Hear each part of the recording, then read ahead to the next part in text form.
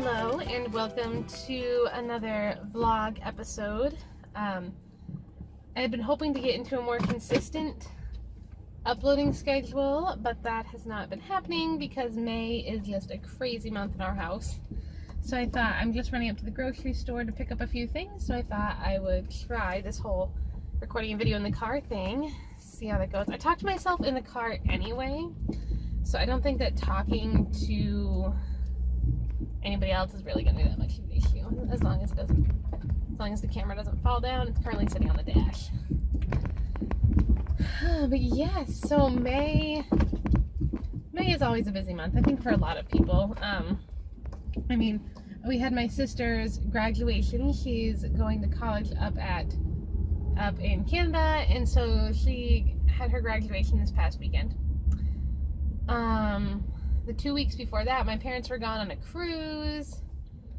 And then this weekend is my brother's homeschool high school graduation. And a little party we're throwing for him the next day. It's just lots going on in the month of May. So I don't know exactly when this will be uploaded. We'll see. So yeah, today, it's overcast. It was sunny this morning. It's still kind of chilly. So I'm wearing my newly finished Evermore cowl, which I wore this to work today. It's just such a nice, it's lightweight, it's not too tall on my neck, it's not bulky at all, but it definitely was nice to wear and nice to just have a little bit of warmth right around my neck. Yeah, so this is the kind of cowl where it's looped around twice, and in some of the photos in the main knits book of this cowl, it was just worn looped around once, but I've never really, I don't know, I like how that looks in the pictures, but then I never really know how it looks on me. Then it just looks like it's completely decoration and not at all functional, which I like to wear things that are functional. So I don't know. I haven't tried that yet. I took some pictures of it the other day that I'm going to add to my project page on Ravelry. But have to wait and see whether or not I like that look or not. So yeah, I'm just going to the grocery store. It's about 5 minutes away from my house. I have a staff meeting for work, and so my boss, I'll often bake things. Well, I guess we've only been doing this for like a few months, but I've baked food past few times, like cookies or something, and so she's like, oh, if I let you out early, will you bake us something? So here I am to go and buy some ingredients for some raspberry and white chocolate chip muffins. So you know how I talk about learning to be okay with making mistakes? Well, I made a mistake in my buttercup vest. So I'm working on the back, and I was working on this weekend while we were traveling up to Canada for my sister's graduation. So a lot of car knitting. So now I was talking to people and stuff. So my row gauge is off for this. I have too many rows for 4 inches. So all along I've been making some minor adjustments to make sure that I was knitting the right number of length, or like knitting to the correct length, not just knitting the number of rows called for in the pattern. So I got to the back. Well, first of all, on the fronts, it was fairly easy because it told me exactly how many inches it was supposed to be from this section and how many inches the next section was supposed to be. But for the back, it said knit the decreased rows this amount of times. And then start the back detail, which is some little garter stitch ridges in the center, which I really like that detail. But I wanted to make sure that I was starting this at the right place. So I was doing some calculations, mostly in my head, I'll be honest, because I was in the car, for how many rows I needed to knit before I started the back detail. How many extra rows I was going to have to knit beyond what the pattern called for. What I should have done was just look ahead in the pattern, because it tells me exactly how tall the back from the underarms up should be when I'm done with the back detail. It's 7¼ inches. I knit 9 inches before starting the back detail. So yeah. And I figured out how many inches the back detail rows are going to take, so I actually need to rip this back. I need to rip like 4 inches of this out. Now thankfully it's not super complicated. It's super easy knitting, super simple. But yeah. So yeah, that was my mistake of the week, at least one. Oh, and something else I did. In the pattern it says to keep, like, it says okay. Let me try that again. So you have these garter sticks egging around the armhole. And what I did, when the decreases just gradually cut into that, I just kept going and stocking it. I had no garter stitch edges. Got to the end of the decrease section, and it was like, oh, knit 3, purl to the last 3 stitches, knit 3. Oh, I did not have any garter stitch edges left. So I did my whole slide these 3 stitches off the needles and just rip them back to about here, and then I just re-knit them with the loops of yarn.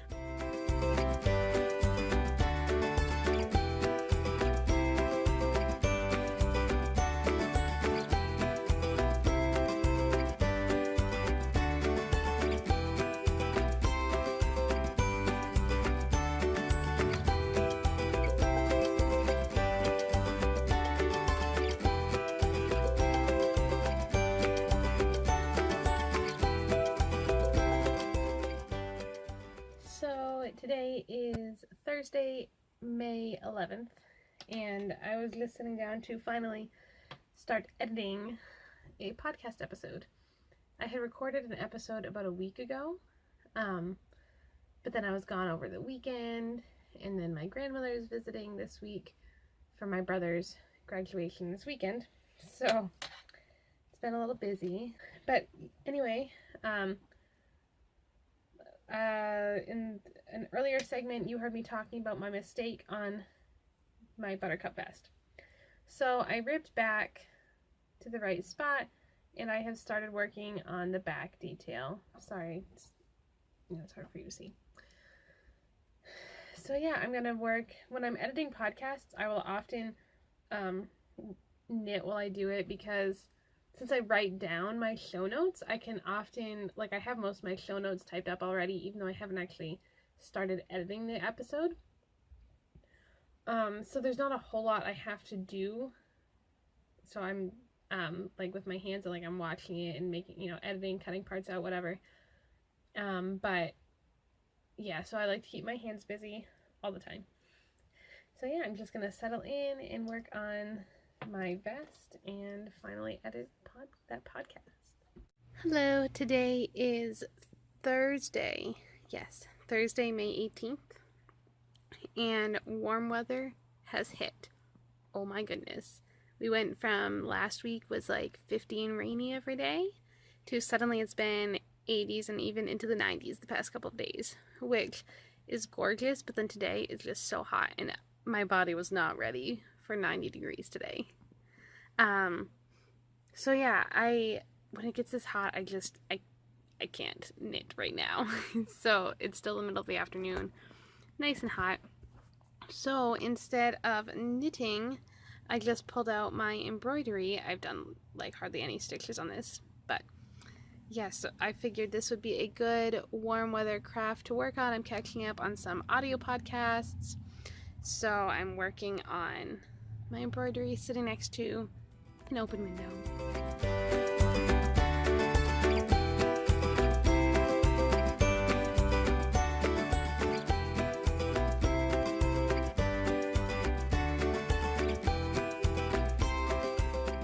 So the third issue of Making just came in the mail, and I totally forgot that I don't think I ever really registered when it was going to be in the mail. So excited. I just looked through it and it is gorgeous. Oh my goodness. I think every one just keeps getting better and better with more content stuffed in, which is amazing. So I'm going to show you some of my favorite projects from this new issue. So the theme for this issue is dots, and based on like blues and grays and creams. And I apologize if the fan noise is really loud. Summer decided to arrive, so yeah. Anyway, so some of my favorite patterns in here. First of all, these are the Waves mittens by Emily of Tin Can Knits. I'm a sucker for good color work, and I just love, like, it's color work on mittens, which is something that there's a lot of traditional style color work mitten patterns, but this is just so different. And then I really like this shrug. This is by Hannah Fettig. I don't really have any cropped sweaters. See, most of my sweaters, they tend to fall at the hip, I guess, and sometimes a little bit shorter than that, but not on purpose. But I just might have to make myself this one. And because my problem with patterns like the featherweight pattern, it looks gorgeous in so many people, but it's just not flattering. Because of my size, I would have to be constantly tugging on it to pull it back in front. Like, shrugs like that tend to fall open and just hang right here on me. But this one looks like it's nice and wide. Like, it's actually wide enough to make it all the way around my waist, if that makes sense. So I really like, that's the Honey Flower Cardi. This wrap has it's just beautiful. This is the Awa Awa wrap by, I'm not going to pronounce that name, by Olga. But so it's a marled shawl, but then she's used, I don't even know what technique, something like trapping floats or something, to create these dots, which I think are amazing. So even if I don't make this whole wrap, I think this would be cool to also try out in just like a scarf. And then, I mean, there's a lot of gorgeous patterns in here. These are the Kanoko socks by Mary Jane Mucklestone. I really want to make these. And they look like they'd be super simple to make. I may not end up making them in a navy blue just to see what I have in my stash. But I really like those. Again, color work, but different color work. And then this is the Circlet Shrug by Nora Gahn. Such intricate cables. I could not cast this on anytime soon with my giant cabled sweater on the needles, but I love it's like a big oversized shrug, and I love how that looks. And then there's other ideas in here, like there's a skirt pattern, there's like a couple of like interviews, essay type things, sewing patterns like for a table mat, a recipe. I really want to make this. It's a blueberry afternoon cake. If the weather cools down a bit, I want to make that. And then this cute little minimalist wallet by Anna Graham. So yeah, just a ton of super gorgeous, amazing stuff in this. I have been in love with making magazines since I got the first issue, and this is definitely thicker than the first one. But I mean, I didn't count how many knitting patterns, but it's definitely worth the money, to me at least, just because it's so inspiring, and there's knitting patterns, and there's also other projects. Even like looking through here, there's a thing about pressing flowers, and so and I've been trying to think, I work at a daycare, so I've been trying to think of ways to incorporate nature into our classroom more, even on days when it might not be super nice outside. But pressing flowers would be really fun. And I wouldn't have thought of that if I hadn't come across it here. So yeah, all in all, a gorgeous magazine.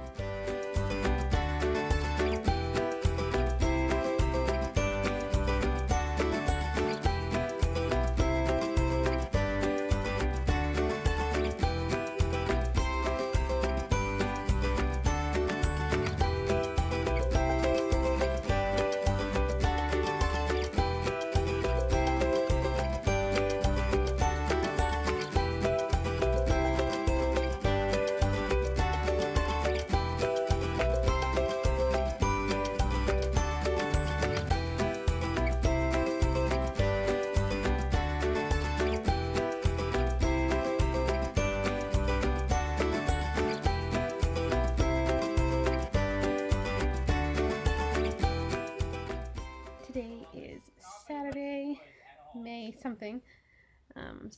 My brother's in the other room. You can probably hear. But I was just sitting here working on a project and realized that I hadn't talked about it yet. This is the Quarry Shawl by Bristol Ivy from Maine Knits. I just love everything in that book. I think I've had a project from Maine Knits on my needles like since February. Oh shoot, somebody's on. So I'm knitting this using yarn from On the Round, which is I forget what the woman's name is who runs it, but she's an indie dyer based in Maine, so it's cool to be working on a Maine pattern with Maine yarns. And so it's a fairly small triangle shawl. The pattern is actually written to be used with yarn from On the Round, and I had purchased this yarn, I think in the fall, or several months ago. She had a sale, so I got it for quite cheap. Yeah. So it's a simple triangle shawl, but I really like the construction. The other triangle shawls that I've made, and I've made 2 or 3. Along this central spine is where the increases take place. It's huge. But in this shawl, this is a slipped stitch, and there are decreases here and increases here to form that center panel, but the increases that actually add stitches to the shawl are on the outside edges. Sorry if the lighting keeps going in and out. Yeah, so I just think that's different, and it creates that nice little eyelet edge. And the reason why I chose to cast this on, I have a couple other shawls that I want to cast on soon, but I picked this one because not only is it fingering weight, which is nice, especially since this past week we've had some really hot days, but it's a super easy pattern. So there's sections where it's stockinette stitch. I apologize for the lighting. Like this. So there's sections of stockinette stitch and then this slip stitch pattern, which help to create interest, but it's super, super easy. I can do it while reading, do it while doing just about anything. So yeah, and I like that it is a simple stitch pattern because I typically wear shawls like scarves, so kind of like a bandana scarf. So like when this is done, like take this and then wrap the ends around. Especially slightly smaller shawls. But then I feel bad doing that to something that has like a complicated stitch pattern or something, because then you're not really able to see it. But with this, it's so simple that I think you'll still be able to appreciate the beauty of the shawl even when it's kind of bunched up like a scarf. Eventually, I do want to try knitting a larger shawl to see if I will be more likely to wear it just wrapped around my shoulders that way. My problem is that then you have to constantly adjust it, and I typically wear shawls like to go along with, like I'll wear it with a coat in the winter or something like that. But yeah, that's what I have been working on, and definitely a nice warm weather project, just a nice light fingering weight project. And I love the yarn. How the yarn, it's got some tonal, you get lights and darks. Because in the book, the yarn that was used was a speckled yarn, which was beautiful. But I also love how it knits up, and it's just this color way. I don't remember what the colorway name is. I apologize. It is her signature sock yarn.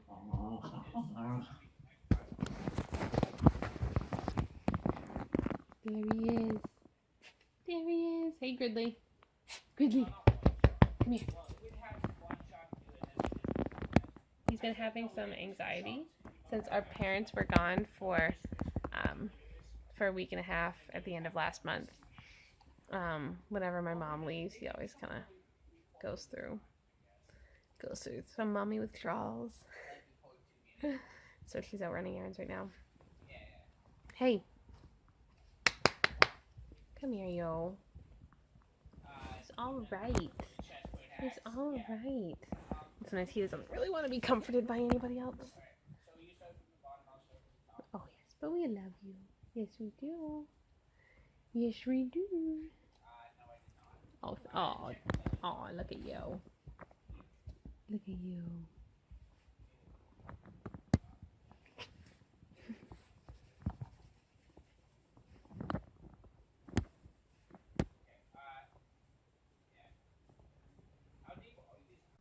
So it's still Saturday, but I was thinking about uploading all of the video clips to my computer to edit this week's vlog. Well, more like this 2 weeks vlog. But I realized I had never filmed an outro. So this is just me saying thank you so much for watching, for keeping up with me and my podcast. So yes, I hope that you are having a beautiful spring and that wherever you are, whatever you're doing, that you are learning from your mistakes and just having fun creating. Bye.